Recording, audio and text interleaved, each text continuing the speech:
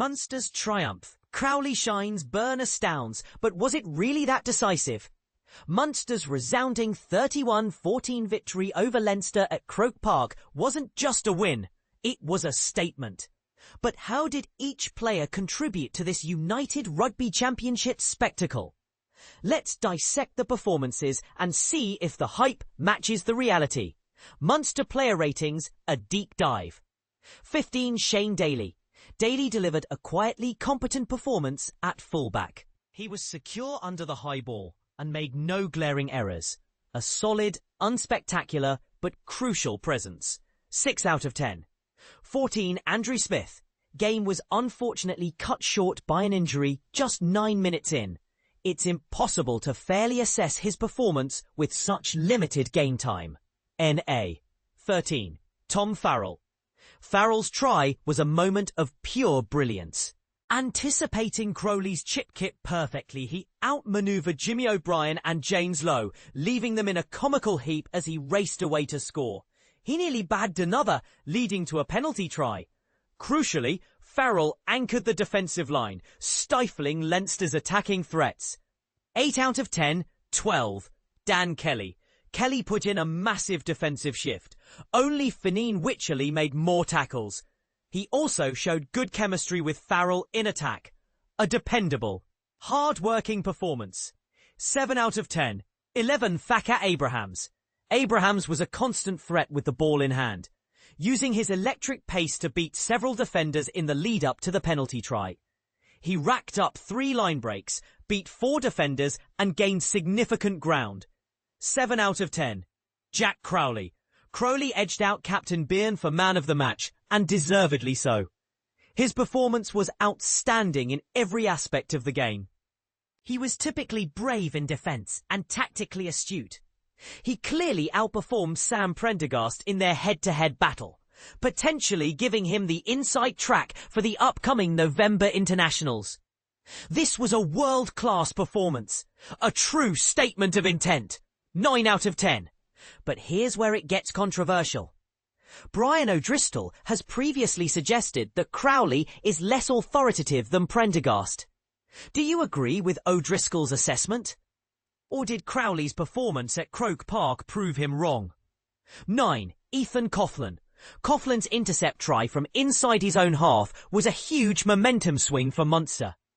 His passing added real zip and accuracy to the attack, and his kicking was also excellent. This was arguably his finest performance to date, making his injury all the more disappointing. 8 out of 10. Tireless pack effort. The unsung heroes.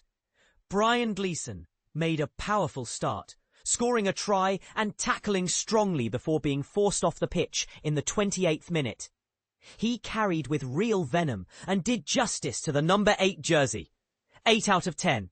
7. Jack O'Donoghue. Munster's victory was built on sheer grit and determination, qualities that O'Donoghue embodied.